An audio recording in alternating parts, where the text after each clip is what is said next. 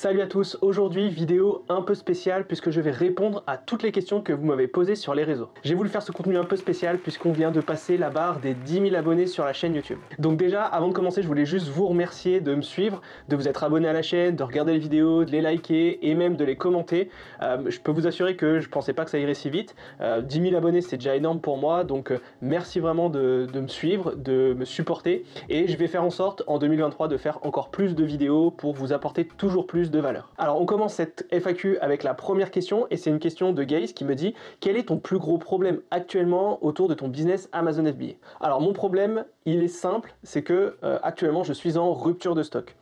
J'ai lancé plusieurs produits, dont un qui fonctionne plutôt bien, je vends très régulièrement, et eh bien j'étais en rupture de stock déjà cet été, donc j'ai pas fait de vente pendant près d'un mois et demi.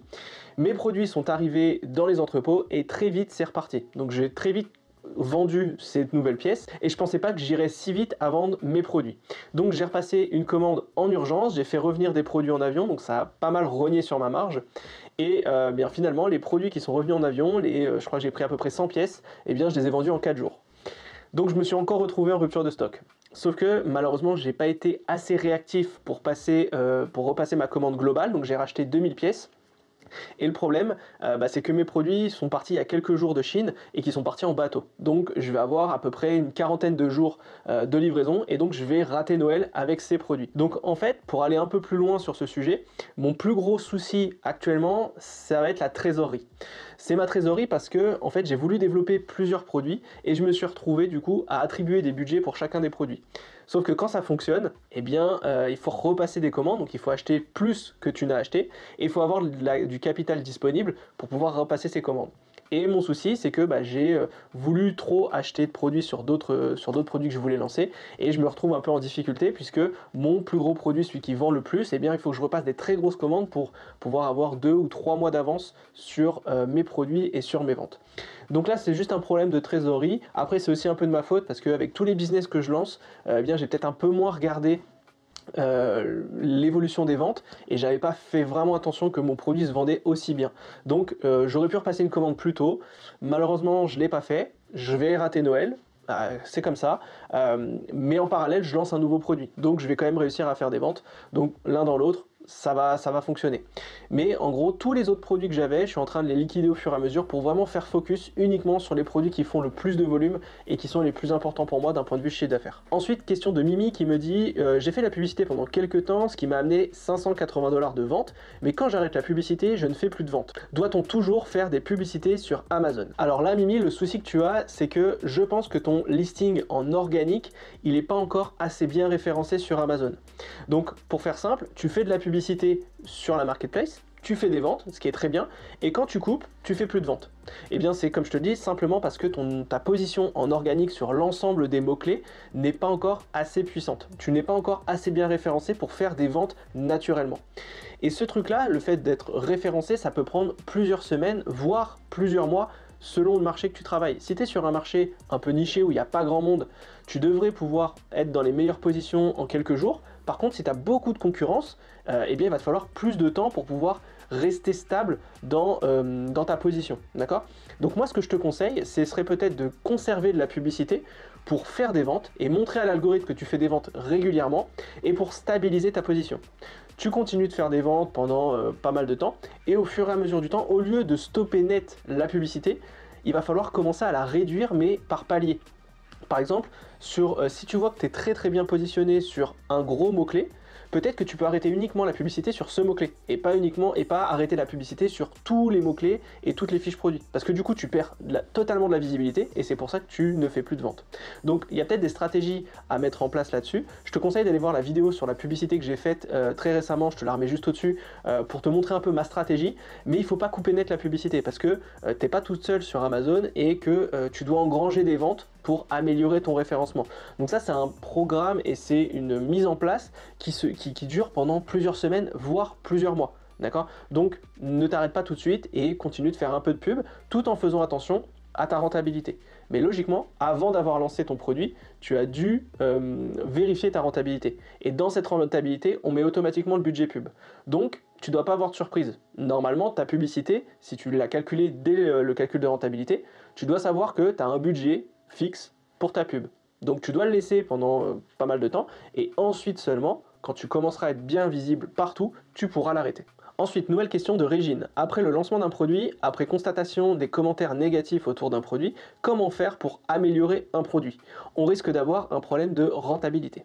Alors Régine, ici le souci c'est que tu as peut-être développé un produit et tu te rends compte qu'il n'est pas quali, tu tapes des commentaires négatifs et du coup ça impacte tes ventes.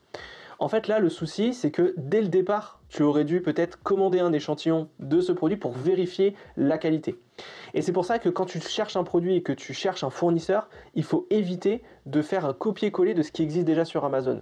Évite de trouver exactement le même fournisseur que le meilleur vendeur. Si tu vois que le meilleur vendeur, il a déjà des commentaires négatifs sur son produit, je t'invite à aller chercher un autre fournisseur et justement d'aller chercher un produit plus qualitatif, ce qui te permettra de te positionner en prix de vente un peu plus haut que ce que ce concurrent fait sur Amazon. Et en fait, en apportant plus de qualité, tu peux te permettre de vendre plus cher. Donc logiquement, tu n'auras pas de coût sur la rentabilité. Au départ, peut-être, quand tu vas être en lancement de produit, tu vas devoir baisser ton prix pour être un peu agressif, pour lui piquer des ventes. Mais ensuite, quand les commentaires positifs vont arriver au fur et à mesure du temps, eh bien, tu vas pouvoir pratiquer un prix plus élevé. Okay, donc là, moi, ce que je te conseillerais peut-être, ce serait de finaliser les stocks que tu as sur ton produit. Là, sur le produit qui est de mauvaise qualité, c'est de liquider les stocks et éventuellement de chercher un nouveau fournisseur ou alors d'améliorer le produit avec le fournisseur. Et ensuite, moi, personnellement, ce que je ferais, c'est que je relancerai un lancement avec une nouvelle fiche produit, puisque ton produit sera de meilleure qualité, tu ne prends plus en compte les commentaires négatifs et tu relances le produit. Moi, c'est ce que je ferai personnellement là-dessus, et ce qui te permettra de relancer comme il faut, et d'avoir tout de suite des commentaires positifs, et ainsi prendre des parts de marché aux concurrents. Nouvelle question de Dada le Parigo. Quand tu deviens Amazon Choice sur un mot-clé, que fais-tu? Alors quand je deviens Amazon Choice sur un mot-clé, déjà ce que je fais, c'est que je touche à rien. Ça paraît bête, mais je ne touche à rien. Je laisse mon produit faire ses ventes, je continue de faire des ventes, et j'appelle ça un peu la phase de stabilisation. Parce que quand tu obtiens le logo Amazon Choice, ou même quand tu obtiens numéro 1 des ventes, ce qui peut être dangereux, c'est tout de suite mettre en place des choses, soit d'arrêter la pub, soit d'augmenter le prix, ou de faire quoi que ce soit. Et du coup, tu peux potentiellement perdre des ventes, et finalement le logo il repart auprès de tes concurrents. Donc moi ce que je fais en général, c'est que je stabilise, je ne touche à rien, je laisse mon offre telle quelle, je continue de faire des ventes et j'assois ma position d'Amazon Choice ou de numéro 1 des ventes. Et ensuite, au bout d'un moment, quand ça fait peut-être une semaine, 10 jours que je garde ce badge et que mes ventes augmentent, et bien là, ce que je peux faire, c'est commencer à réduire la publicité uniquement sur le mot-clé que je suis en train de travailler. Donc si ton mot-clé spécifique, tu as Amazon Choice, tu peux réduire tes CPC sur ce mot-clé uniquement, tu les gardes sur tout le reste, mais tu diminues sur ce mot-clé, et tu vois ce qui se passe. Est-ce que tes ventes se stabilisent? Est-ce qu'ils augmentent ou est-ce qu'ils baissent? Si tu vois que ça commence à baisser, continue de faire un peu de pub, parce que ça montrera que ton listing n'est pas encore, même avec le logo Amazon Choice, n'est pas encore ultra performant sur ce mot-clé, donc stabilise et tu continues de faire des ventes. Si jamais tu supprimes la pub sur ce mot-clé et que tu continues de vendre, c'est un peu jackpot. Là, c'est le top, c'est-à-dire que tu fais beaucoup de marge sur ce mot-clé et du coup, il faut faire en sorte de continuer de vendre sur ce mot-clé. Donc, il faut toujours vérifier ta position. Si tu es stabilisé et que tu n'as plus de pub, c'est parfait, tu continues comme ça. Et moi, ce que je pourrais peut-être te conseiller, c'est de te dire, le budget que tu avais sur ce mot-clé, tu peux voir à peu près combien tu dépensais par semaine sur ce mot-clé, eh bien, tu vas le réallouer sur d'autres mots-clés que tu souhaites travailler, peut-être des mots-clés un peu moins importants, et ce qui te permettra d'avoir encore plus de visibilité. Donc tu feras normalement encore plus de ventes, et ainsi de suite. Question de Jérémy 313, combien de temps faut-il par semaine pour créer un business sur Amazon? Alors cette question, on me la pose très souvent, et j'ai envie de dire, ça dépend. Ça va dépendre de ta situation. Si tu es salarié, tu ne vas pouvoir bosser sur ce business que quelques heures par jour, d'accord, voire quelques heures par semaine. Si tu es au chômage ou alors que tu es en entreprise et que tu as des business qui tournent déjà et que tu veux lancer ce nouveau business et que tu as du temps, eh bien automatiquement tu vas pouvoir avoir plus de temps à consacrer à ce business. Au minimum, moi ce que je te conseille au départ, c'est si tu es salarié ou alors que tu as déjà des activités à droite à gauche, si tu accordes à peu près 1 heure voire 2 heures par jour, et un peu plus le week-end, 2-3 heures dans le week-end, eh bien ça pourrait être déjà pas mal. Donc je dirais entre 7 et 10 heures à peu près par semaine que tu peux allouer à ce business. Ça, c'est si tu n'as pas de temps. Si tu as du temps, tu peux en faire beaucoup plus. Et tu vas le voir en fait, dans ce business Amazon, il y a des temps où tu vas beaucoup bosser. type quand tu vas être en recherche produit, recherche fournisseur, développement de produits, graphisme, logo, etc., etc. Et ensuite, tu vas avoir des périodes un peu plus dites d'attente. C'est-à-dire que quand ton produit, quand tu achètes par exemple ton échantillon, tu vas avoir 10 jours où tu vas attendre l'échantillon. Donc tu auras des périodes où ça va être un peu plus calme.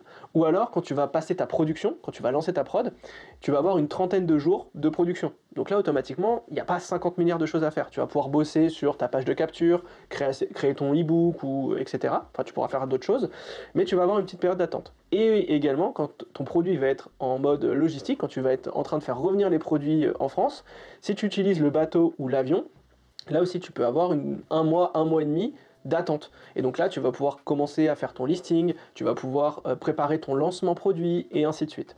Donc, moi, je considère que si tu fais à peu près une dizaine d'heures par semaine, c'est suffisant au minimum, et après, bien sûr, tu peux passer beaucoup plus de temps là-dessus. Nouvelle question de Jocelyn qui me dit « Hello Romain, je suis en train de me lancer sur Amazon. » Déjà, bien joué, bravo à toi, continue. J'ai un budget de 10 000 €. Selon toi, je devrais lancer combien de produits? Alors là aussi, plusieurs conceptions et plusieurs stratégies. Tu peux, avec ces 10 000 €, découper ton budget et te dire, je vais lancer un ou deux petits produits que tu peux lancer rapidement sur Amazon et qui vont te demander à peu près 3 000 € de budget. D'accord? Tu peux lancer deux produits, donc si tu as 3 000 et 3 000, ça te fait 6 000 € de budget et tu as toujours 4 000 € de côté pour pouvoir faire tes commandes de réassort. C'est une stratégie, mais dis-toi qu'avec un budget de 3 000 €, tu vas, j'espère pour toi que tu vas commander 300 pièces et pas plus, mais du coup ça va te faire un produit que tu vas acheter à peu près tout frais compris, produit plus transport, à peu près une dizaine d'euros. Okay, quand tu achètes un produit une dizaine d'euros, en général, alors il n'y a pas de choses sûres, mais en général tu le revends à peu près entre 23 et une trentaine d'euros. D'accord? Donc tu vas te positionner sur des produits où tu vas pouvoir faire du chiffre, mais tu ne pourras pas forcément aller plus haut. D'accord? Donc tu vas faire ça sur deux produits. Donc tu vas vendre entre, allez, on va dire entre 20 et 30 euros. D'accord? Deux produits entre 20 et 30 euros. Alors moi ce que j'ai remarqué, c'est que le prix de vente joue beaucoup du coup sur la marge que tu vas dégager. Et je remarque de plus en plus que les frais quand même Amazon sont assez élevés, les frais de pub sont assez élevés, et quand tu te positionnes autour d'une vingtaine d'euros, voire 25 euros, c'est quand même un peu délicat de faire beaucoup de marge, d'accord? Il faut faire beaucoup de volume, mais au début on fait pas de volume, donc on est toujours dans une zone un peu difficile. Donc moi personnellement, ce que je ferais avec 10 000 €, c'est que je me dirais, ok, je prends 60% de ce business, donc 6 000 €, et je fais focus uniquement sur un seul produit. Je préfère vendre un produit un peu plus cher sur Amazon que d'en lancer deux, avec des prix plus bas, ok? C'est une stratégie. Ou alors ce que tu pourrais te dire, c'est avec 10 000 €, je prends 2 500, 3 000, je fais un premier test sur un produit, je vois comment ça se passe, je regarde le process, je fais un test sur Amazon pour comprendre l'écosystème d'Amazon, et ensuite, avec les 7 000 qui te restent, là par contre, tu peux te positionner sur un produit beaucoup plus important en prix de vente, beaucoup plus élevé en prix de vente, ce qui te permettra de faire vraiment de la marge et commencer à gagner beaucoup d'argent. Ensuite, question de Saïd B qui me dit « Comment s'organiser pour lancer des business en ligne? J'ai du mal à trouver du temps pour me consacrer à cela. » Alors, sur cette question Saïd, eh bien, il va falloir un peu mettre de côté toutes les actions que tu mets dans ta journée qui ne te servent à rien. Par exemple, si jamais tu passes du temps devant la télé, eh bien tu arrêtes la télé. Si jamais tu prends du temps à regarder les réseaux sociaux, à être sur ton téléphone ou à faire des choses qui ne t'apportent rien ou entre guillemets, tu glandes un peu, tout ça, tu l'arrêtes et tu te mets sur tes business. Je peux t'assurer que quand tu grattes un peu, tu as beaucoup de temps passé sur les téléphones ou les réseaux ou la télé, et ces moments-là, si tu les arrêtes, je peux t'assurer que ça va t'amener beaucoup de temps. En moyenne, je crois qu'en France, les gens passent à peu près 2h30 devant la télé par jour. Okay, donc rien que déjà là, si tu diminues ça, tu vas trouver du temps.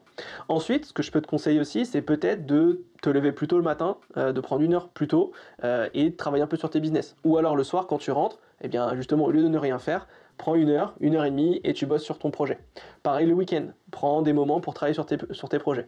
Moi, c'est ce que j'ai fait quand j'étais salarié. Je bossais entre midi et 2, je bossais parfois le matin, parfois le soir, et ce qui me permettait quand même d'avancer. Et le week-end, j'ai essayé de faire focus pendant les siestes des petits, etc. pour justement continuer de faire mes business. D'accord ? Maintenant, j'ai beaucoup plus de temps, donc ce qui me permet de vraiment faire focus.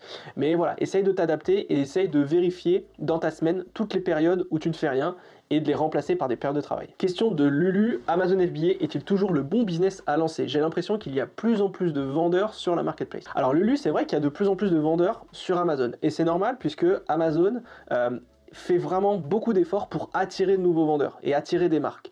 Moi, j'ai un contact chez Amazon qui me dit que la stratégie en ce moment, c'est de faire venir le plus de marques possible sur la marketplace parce qu'ils veulent augmenter le catalogue proposé aux clients. D'accord? Donc c'est vrai qu'il y a de plus en plus de vendeurs, mais ça montre aussi que le catalogue il n'est pas encore complet. C'est-à-dire qu'il y a encore des places à prendre et que nous, en tant que vendeurs, on peut se positionner sur des marchés. Donc moi, je vois ça positivement. Je me dis qu'on va pouvoir faire quelque chose. Et surtout, ce que je remarque aussi, c'est qu'il y a beaucoup de marques qui tentent d'aller sur Amazon, mais qui, au final, n'arrivent pas à s'implanter parce qu'ils n'ont pas conçu des offres pour Amazon. Et c'est là aussi notre enjeu, et c'est là aussi où nous, on peut être bon, c'est que nous, on a compris sur Amazon qu'il fallait faire des offres un peu uniques et bien travaillées pour Amazon. Il faut apporter de la valeur, il faut apporter des choses. Sauf que les marques extérieures, elles vendent déjà sur leur site internet ou elles vendent dans la grande distribution, etc. etc. Donc les offres, elles sont développées pour ces réseaux et pas pour Amazon. Donc parfois, ça ne marche pas. D'accord? Donc nous, si on fait des offres vraiment chiadées, vraiment bien travaillées et qu'on se différencie bien de la concurrence, on aura toujours de la place. Ensuite, d'un point de vue plus global sur Amazon, selon moi, c'est le futur encore pendant au moins les 10 prochaines années. Après, on n'est jamais sûr de rien, d'accord? En ce moment, tout va très vite, il y a des nouvelles plateformes qui arrivent tout le temps, on le voit sur les réseaux sociaux, donc on peut pas dire être certain à 100% que Amazon ça va durer encore des années. Moi je le pense, mais on ne sait jamais. Là où ça me rassure, c'est que je vois qu'Amazon essaie de s'implanter vraiment partout dans le monde et en Europe. On voit qu'ils viennent d'ouvrir en Belgique, on voit qu'ils ouvrent la Suède, la Pologne, la Turquie, les Émirats, enfin bref, Amazon s'implante de plus en plus. Donc moi j'y vois ça, j'y vois des opportunités. Je me dis que si on est les premiers à s'installer en Belgique, eh bien c'est une bonne chose. Si on est le premier à s'installer sur les Émirats, c'est une bonne chose. Donc je pense que le business sur Amazon, il sera là encore pendant les prochaines années. Le business e-commerce, il explose en ce moment, tous les chiffres sont au vert, donc il faut en profiter. Donc voilà, il ne faut pas voir ça négativement. Je pense qu'il faut profiter de cette période pour se lancer tout de suite et construire des business. Ensuite, j'ai Ryan qui me pose une question et qui me dit, à part Amazon FBA, quel autre business conseilles-tu de lancer? Alors Ryan, tu as l'embarras du choix puisqu'il y a des centaines de business que tu peux lancer en ligne et sur Internet pour gagner de l'argent. Alors moi j'ai un business que j'adore qui est l'affiliation marketing. Ça pour le coup c'est l'un des business qu'il faut absolument lancer pour pouvoir gagner de l'argent passivement sur internet. Pour ça il faut juste créer du contenu, cibler une audience, proposer des produits et y ajouter tes liens d'affiliation. Et plus tu vas avoir de trafic sur tes offres, plus tu vas avoir de commissions. D'accord? Donc ça moi c'est vraiment le business que je conseille en premier. Ensuite tu peux évidemment mettre un business en place avec les réseaux, notamment Instagram, Facebook ou TikTok. La rémunération de TikTok en ce moment, elle est monstrueuse, donc va sur TikTok, crée du business, crée du contenu, et tu verras que plus tu vas avoir d'abonnés, plus tu vas pouvoir augmenter tes revenus via la monétisation. Tu peux aussi créer une chaîne YouTube, ok? T'es pas obligé de montrer ton visage pour gagner de l'argent sur YouTube. Il y a plein de chaînes YouTube qui font de l'argent, qui gagnent beaucoup d'argent sans montrer un visage ou quoi que ce soit. Donc tu peux le faire. Tu peux aussi créer une agence sur les réseaux sociaux, une agence autour d'Amazon, gérer les business autour d'Amazon. Tu peux même créer une agence. En ce moment, c'est un peu la mode et je pense que la plupart des créateurs de contenu seront d'accord avec moi. C'est qu'il y a un gros besoin sur le montage des vidéos. Donc tu pourrais très bien te former sur le montage vidéo, créer ton agence, contacter des créateurs de contenu et faire leurs vidéos. D'accord, ça peut être une super solution. Bref, tu as des centaines de business à lancer. Moi, voilà, j'ai ma priorité sur l'affiliation, mais voilà, il faut juste chercher un petit peu, essayer de trouver de l'information, se former et ensuite mettre en place. Petit hater qui a voulu me poser une question, mais voilà, je suis hyper transparent et je donne même des réponses aux personnes qui croient un peu moins à ce que je peux dire. Donc on a une question de Blue24 qui dit « Sympa tes vidéos ». Bon bah déjà merci, hein, tu commences positivement donc merci beaucoup. Mais on le sait que tu gagnes plus d'argent avec tes formations qu'avec Amazon FBA. Tu formes tes concurrents, c'est pas très malin. Alors sur ce sujet, je préfère être complètement transparent. Oui, je gagne de l'argent avec mes programmes d'accompagnement. Donc moi, je fais pas des formations classiques avec des vidéos, j'ai des programmes d'accompagnement. C'est-à-dire que je prends du temps. Donc en général, c'est des programmes d'accompagnement sur 15 semaines, voire plus. Et je prends du temps avec les gens pour les aider à construire leur business. Okay, donc c'est un peu une forme de coaching. Okay, je suis un coach et je suis là pour les aider.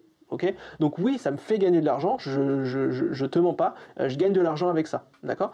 Mais en fait, que ce soit sur Amazon ou sur d'autres business, tout le monde fait ça. Il y a des coachs en séduction, il y a des coachs sur Instagram, il y a des coachs sur YouTube, il y a des coachs partout. Donc je vois pas pourquoi là, quand on parle d'Amazon FBA, je ne pourrais pas moi-même faire du coaching et proposer aux gens de les aider. D'accord? Je trouve ça complètement normal de pouvoir proposer ces services-là. Donc dire que tu gagnes plus d'argent avec tes formations qu'avec Amazon FBA, Pour moi, il n'y a aucun lien. Je gagne de l'argent avec Amazon FBA, ça me fait gagner plutôt beaucoup d'argent, donc je suis assez content. Et cet aspect formation, coaching me fait aussi gagner de l'argent. Donc c'est mon business. Voilà, j'ai plusieurs business. Business Amazon, business autour de Je crée mon e-business. Voilà, donc pour moi, il n'y a aucun souci à gagner de l'argent de plusieurs côtés. D'accord? Et ensuite, concernant le fait de, de former ses concurrents, là aussi, je trouve que c'est pas logique cette mentalité. J'ai envie de dire que je vois souvent des gens qui disent ah ben moi je veux tout garder pour moi, je veux rien donner, je veux profiter. Ok, c'est une façon de faire qui est peut-être louable, mais qui n'est pas ma conception. D'accord?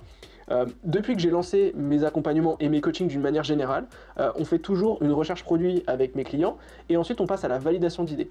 Depuis que je me suis lancé, pas une seule fois les gens m'ont proposé mes produits. Donc je considère que je ne forme pas mes concurrents. Okay, il y a des millions de produits sur Amazon, il y a des millions de possibilités, donc c'est pas vraiment de la concurrence.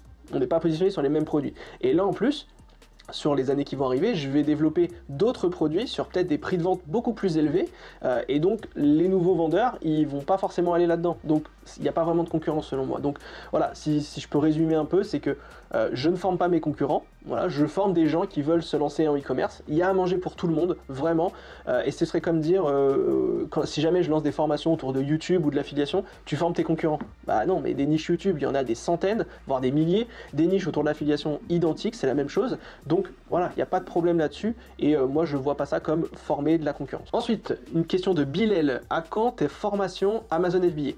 Alors, bon, déjà si tu regardes un petit peu sous mes vidéos ou sur mon site, tu verras que je propose déjà des formations, que ce soit sur les recherches produits ou sur d'autres choses. Donc il y a des formations qui existent, mais comme je l'ai dit juste avant quand j'ai répondu à Blue, moi le but, voilà, je suis plus à l'aise pour l'instant sur de l'accompagnement. C'est-à-dire que je préfère prendre du temps avec les gens. Alors ça bouffe sur mon temps perso, hein, parce que du coup, le temps que je passe à être en accompagnement, je le passe pas à développer d'autres business. Moi, voilà, c'est un projet que je voulais mener, je veux faire de l'accompagnement, j'aime bien ça, j'aime bien passer du temps avec les gens.